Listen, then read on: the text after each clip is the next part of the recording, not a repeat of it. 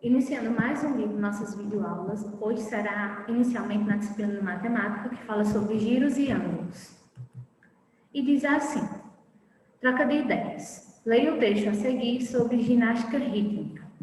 Ginástica rítmica: beleza, elasticidade, habilidade, graciosidade, agilidade, expressão artística. Essas são algumas das qualidades necessárias a praticante da ginástica rítmica. E todas elas são encontradas mais facilmente nas mulheres, únicas participantes da modalidade. A AGF, como é chamada, surgiu por volta da década de 1920, quando foram acrescentados novos exercícios e músicas à ginástica artística. Seu primeiro campeonato foi disputado em 1961, justamente um ano antes da Federação Internacional de Ginástica reconhecer a categoria. A estreia em Jogos Olímpicos aconteceu mais tarde, em Los Angeles, em 1984. A ginástica rítmica conta com provas individuais e por conjunto, na qual 5 ginastas se apresentam juntos. Os aparelhos utilizados na GR são arco, massa, bola, fita e corda. Laura está treinando com a fita para uma competição de ginástica rítmica. Então, essa é a Laura e ela está treinando. Até tem Carol, eu acredito que já fez uma aula para vocês sobre a ginástica rítmica. Acompanhe os giros que Laura deu nesse treino. Primeiro giro, ela deu um giro. Laura deu um giro de uma volta, ou seja, ela rodou completamente. Ela deu um giro de uma volta, como vocês podem ver, forma um círculo. Então, esse é um giro de uma volta. Segundo giro, Laura deu um giro de 1/2 da volta, ou seja, a metade da volta. Olha só, o giro dela aqui só foi a metade. Aqui foi a volta completa, aqui só foi a metade. Terceiro giro, Laura deu um giro de 1/4, ou seja, foi a metade da metade. 1/4 é a metade da metade, ou seja, ela só deu um giro da metade da metade. E o quarto giro, Laura deu um giro de 3/4 de volta, ou seja, ela rodou quase que completo. Foi a metade da volta, mais a metade da volta, certo? Como vocês podem ver aqui nas imagens. Ao girar, Laura muda de direção. Esses giros, ou mudança de direção, correspondem a ângulos que podem ser medidos pelo número de voltas. Os giros, assim como os ângulos, podem ser representados por meio de figuras. Observe o giro. O giro de um quadro de volta recebe o nome de ângulo reto. Ângulo reto. Esse giro aqui, ele recebe o nome de ângulo reto. Tem uma reta aqui e outra reta aqui, certo? Esse giro é chamado de ângulo reto. O giro definido por um ângulo menor do que o ângulo reto recebe o nome de ângulo agudo. Olha, isso daqui é a metade desse giro que ela deu. Então, é chamado de ângulo agudo. O giro definido por um ângulo maior do que o ângulo reto recebe o nome de ângulo obtuso. Então, ângulo reto, ele fica assim, certo? Ângulo agudo, ele fica assim, bem menor. E ângulo obtuso, ele fica bem aberto, como vocês podem observar na terceira imagem, certo? Vamos jogar Meu Mestre Mandou? A turma será dividida em 2 grupos. O professor será o mestre. Todos os alunos devem se posicionar de frente para o professor. Esta será a posição inicial. O mestre vai dar comando: gire meia volta para a direita, gire quarto de volta para a esquerda. Os alunos de cada grupo devem seguir ao mesmo tempo. Essa brincadeira vocês podem fazer em casa com alguém, certo? Como não será possível fazer na sala de aula, vocês poderão fazer em casa. Dando continuidade, vocês vão abrir agora em Geografia, que fala sobre turismo, lazer e natureza. Vocês vão abrir inicialmente na página 3.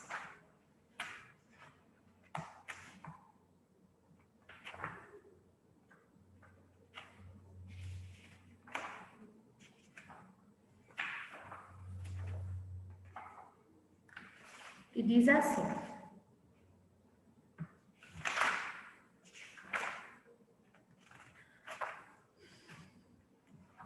conforme você já estudou, o território brasileiro é o 5º maior do mundo. Por ser um país com um território Por ser um país com um território tão extenso e estar localizado predominantemente em áreas tropicais, ou seja, em áreas que têm muitas praias, o Brasil apresenta uma grande diversidade de paisagens, o que atrai muitos visitantes internacionais. De acordo com a Organização Mundial do Turismo, OMT, o Brasil está entre os destinos mais procurados do planeta. As opções de lazer e turismo são variadas, como vimos no texto anterior. Praias, aventuras, roteiros históricos, gastronômicos, culturais ou diversos eventos festivos, como o carnaval, além do turismo de lazer. Há muitos visitantes que chegam ao Brasil para tratar de negócios ou participar de congressos, ou seja, encontros de profissionais que trabalham ou estudam a mesma área e contribuem entre si. Então, muitos turistas vêm, além de para conhecer novas paisagens, mas também para os festejos que tem no nosso país, como o Carnaval, que é muito conhecido, as belas praias. Aqui tem alguns pontos turísticos que eles podem vir. Por exemplo, aqui tem Forte Santa Maria em Salvador, Bahia, em 2017. Homem observa os morros em Bom Jardim, na Serra de Santa Catarina. As ruas da cidade histórica de Tiradentes, Minas Gerais. E a Praia da Ponta Negra, nas margens do Rio Negro, em Manaus. Afinal, o que são atividades de turismo e de lazer? Qual a diferença entre uma e outra? Vamos ver essas e demais questões na página seguinte. O turismo, segundo a Organização das Nações Unidas, ONU, e a OMT, é a atividade realizada pelos viajantes, ou seja, pelas pessoas que visitam uma localidade fora de seu entorno habitual, por um período inferior a um ano. O turismo envolve diferentes aspectos. Econômico, turistas de modo geral compram objetos e consomem serviços como transporte, alimentação e hospedagem, no caminho e no lugar de destino. Social, turistas geralmente interagem com a comunidade e as pessoas que moram nos lugares visitados, fazem trocas comerciais e culturais. Cultural, pessoas que viajam para um lugar fora de seu entorno habitual têm a oportunidade de experimentar novas comidas, ouvir músicas típicas da região, histórias dos moradores e viajantes que podem conhecer e dos lugares pelos quais passar. Tudo isso ajuda a compor nossa própria cultura. O lazer, por sua vez, é aquilo que fazemos para ocupar nosso tempo livre de compromisso, nos dedicando a atividades prazerosas, divertidas ou que nos recompensem com algum aprendizado. Podemos desfrutar de momentos de lazer em nosso próprio município, seja em parques, praças e outros locais, de passeio, seja nos lugares em que é possível brincar no bairro e em casa. A própria atividade turística muitas vezes está associada ao lazer. Então, turismo é uma coisa mais ampla, o lazer é uma coisa mais resumida. O lazer, a gente está praticando lazer até mesmo quando a gente vai a uma praça, brincar um pouco, se divertir, certo? De maneira geral, podemos classificar dois tipos de turismo. O turismo de massa ocorre em locais que atraem uma grande quantidade de visitantes, guiados e atendidos por empresas, as quais oferecem pacotes que incluem atrações e infraestruturas, como rede de transporte e hotéis. O turismo de base comunitária ocorre em lugares geralmente pequenos, onde os serviços de hospedagem, alimentação e guias são oferecidos pela própria comunidade. A cultura local é a prioridade e os turistas podem vivenciar atividades como a pesca, o trabalho na roça, a produção de artesanato, entre outras. É preciso ressaltar que qualquer que seja o tipo de turismo praticado, é importante que o realizemos com respeito à natureza e aos moradores dos locais visitados. Então, tem um turismo em massa, que as empresas desenvolvem, fazem um pacote, você vai se hospedar, você vai conhecer novos lugares, e tem o turismo comunitário, que ocorre em lugares geralmente que podem oferecer serviço de hospedagem, alimentação e guias são oferecidos pela própria comunidade. É preciso ressaltar que qualquer que seja o tipo de turismo praticado, é importante que o realizemos com respeito, ou seja, é importante que a gente sempre preserve a natureza do local onde a gente vai, certo? Saiba mais. Observe a seguir algumas dicas para você ser um turista responsável quando estiver viajando com sua família ou amigos. Respeitar a cultura, as culturas locais e as comunidades visitadas. Dar preferência aos alimentos da estação e aos pratos da culinária regional. Não deixar lixo ou qualquer objeto nos locais que visitar. Ser econômico,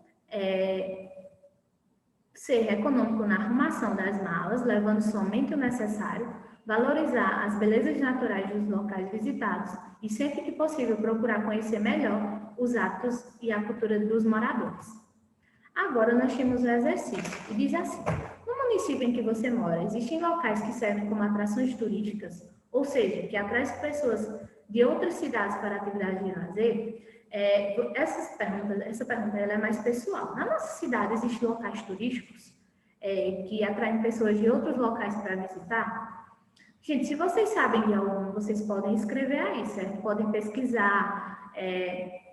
Tem um blog que fala sobre Jataúba, que vocês podem fazer essa pesquisa.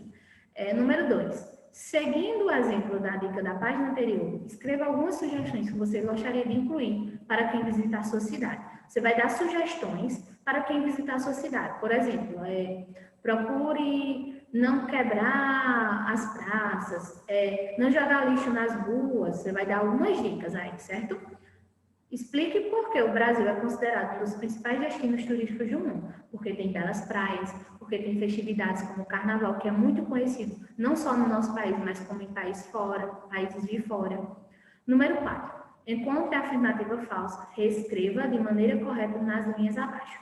Vou ler cada um e a gente vai ver qual é a errada. De acordo com a Organização Mundial do Turismo, a OMT, o Brasil está entre os destinos mais procurados do mundo. Isso é verdade? Sim. A diversidade de paisagens naturais e culturais no Brasil é um fator favorável para a atividade turística. Sim, isso é verdade, isso não é falso. Nem no turismo de massa, nem no turismo de base comunitária é necessário ter respeito com a natureza e os moradores locais. Essa é falsa, vocês vão marcar aqui e vão colocar. Tanto no turismo de massa quanto no turismo de base é necessário ter respeito com a natureza e os moradores locais. Número 5. Conhecer os recantos de um país e suas riquezas naturais e culturais pela ótica de comunidades locais conquista novos turistas. Leia o texto e depois responda as questões que seguem. Voltar de uma viagem com algo além de souvenirs, fotografias e imagens geladeiras é o que tem feito um crescente número de turistas em todo o mundo, para além das recordações materiais que alimentam a memória na bagagem desses viajantes. Há outro elemento, uma vivência sensorial única e inesquecível. É que nos últimos anos a experiência se tornou um diferencial para os viajantes. Além disso, de turismo é impulsionado por geração de renda direta à comunidade, afirmação da cultura de uma região, entre outros impactos positivos. Qual é o assunto tratado no texto? O texto aqui ele fala sobre o aumento de turistas interessados em lugares que oferecem a vivência de novas experiências naquela cultura, certo? Letra B. Cite 2 aspectos positivos do turismo de base da comunidade. Conhecer a comunidade,